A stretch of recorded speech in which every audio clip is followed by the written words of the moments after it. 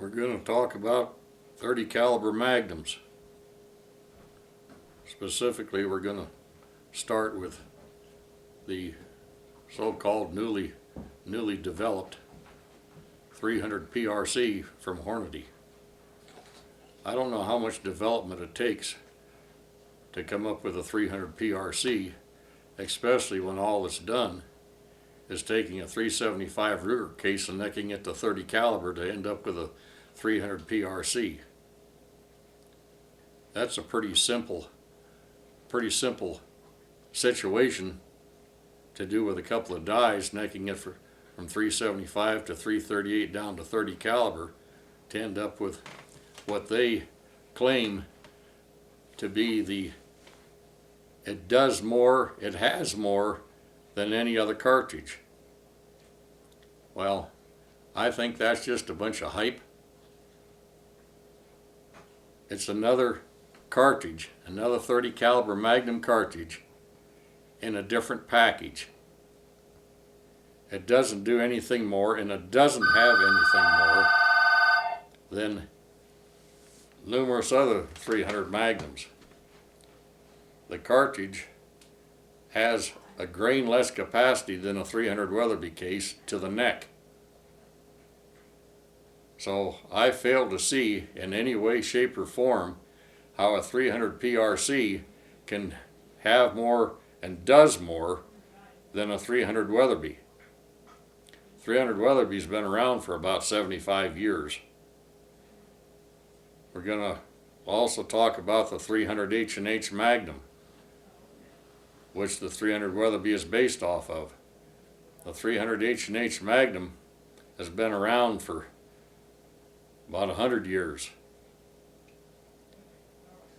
The 300 H&H Magnum, the 300 Weatherby Magnum, the 300 PRC, and the 300 Winchester Magnum, all loaded properly with the correct burning rate of powders, and I specify specifically the correct burning rate of powders, not the wrong powder for the case, but the right powder for the case, irregardless of what the bullet is.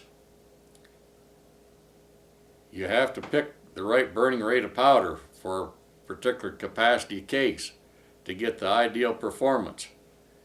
Using the same barrels, all rifles throated properly, so that whatever bullets that you're using will function properly, and you can seat them out where they belong, perhaps 30 thousandths off the throat in the barrel, for top rifle accuracy, for hunting accuracy.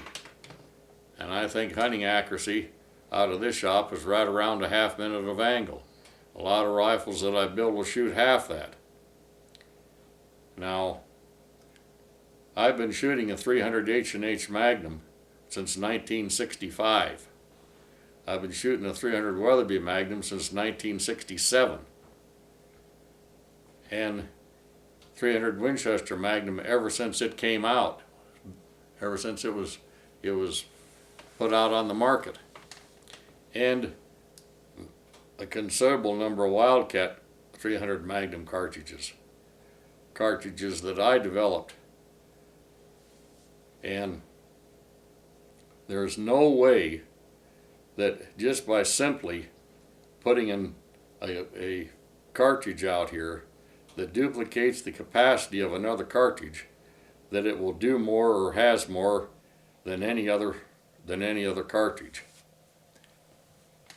One of the things that I see here to do with these latest cartridge developments, especially from Hornady, is that their loaded ammunition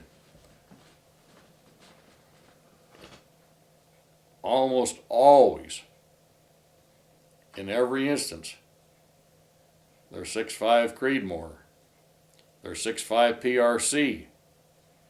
Those bullets loaded in those cartridges have to jump somewhere around 140 to 150 thousandths to engrage the rifling.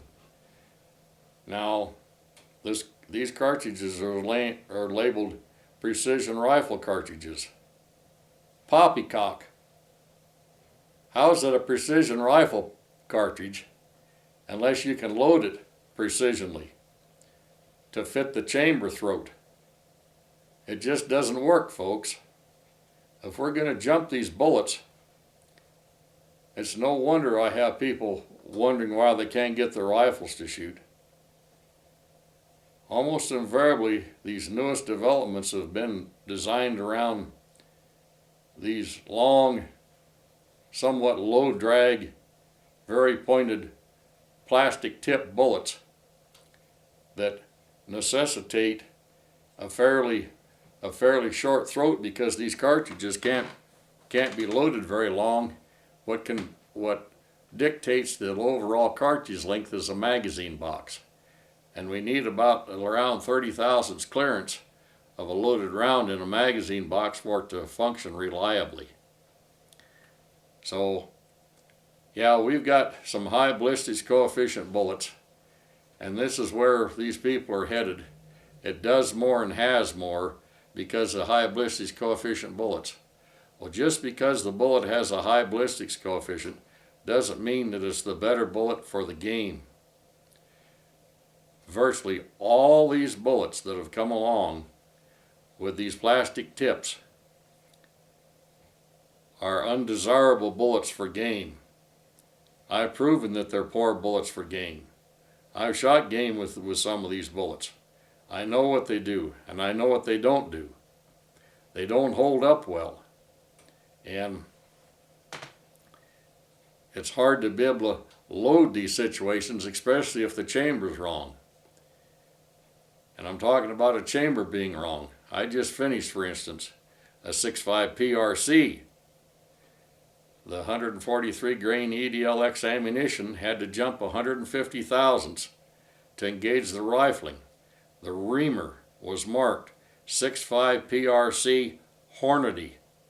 That means, folks, that it's made to Hornady specifications. I explained this over a year ago with a 6.5 Creedmoor.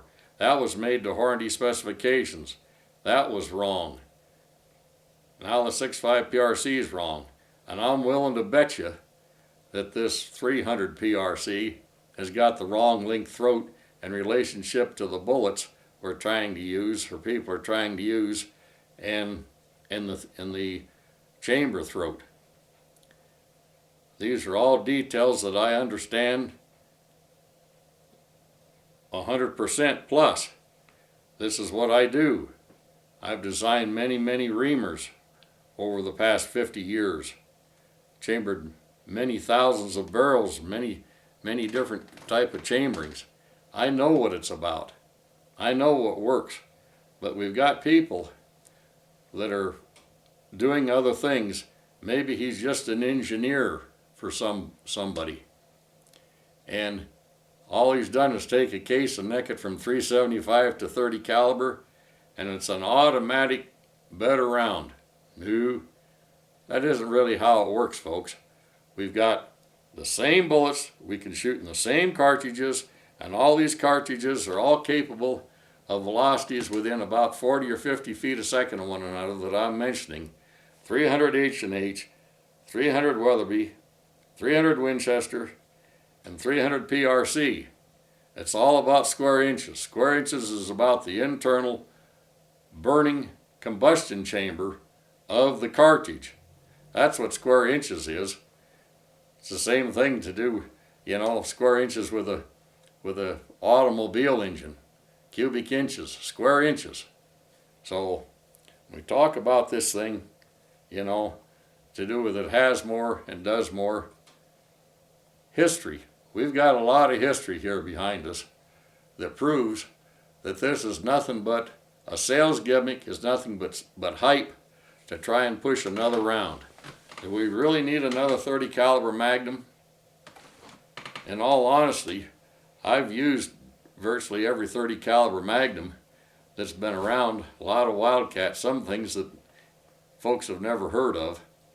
And I know what these things do because I'm a hands-on guy. I use them, I hunt game, I shoot game, and folks that I'm acquainted with, do the same thing, and they report things to me and so forth. reliable information. I know what works. And you just don't all of a sudden just race right to the top. It took quite a number of years for the 300 Weatherby. We'll call it the 300 Roy because that's what it is. It's a Roy Weatherby 300. And it took a lot of years, quite a lot of years for Roy to be successful. And he was a very, very successful individual and a wonderful guy. And anyway, I doubt that in my lifetime or anybody else's lifetime, as far as the 30 caliber Magnum goes, from an efficiency standpoint, what it will really do that we can improve upon the 300 Weatherby. Yeah, we've got a 300 Ultra Magnum. We can get about 50 feet a second more out of it than a 300 Weatherby Magnum, or this 300 piece PRC, or maybe about 75 feet a second more than the 300 H&H. There's just so much that can be done, and we have so many duplicates. You know, I've got a tremendous amount of chambering reamers. I can't even tell you how many I have. I've never really counted them, but we could narrow it down reasonably to a fairly small number of chambering reamers is all that's necessary in any given caliber, because in almost any given caliber there's a couple of cartridges that are just right, and so, but it keeps the tool grinder grinding reamers and the die makers making dies and and everybody else doing these things. But what have we really gained? We haven't gained an awful lot, especially since Roy Weatherby's, conception of the 300 Weatherby 75 years ago. And I would predict that the 300 PRC is not going to outdistance ever a 300 Weatherby Magnum.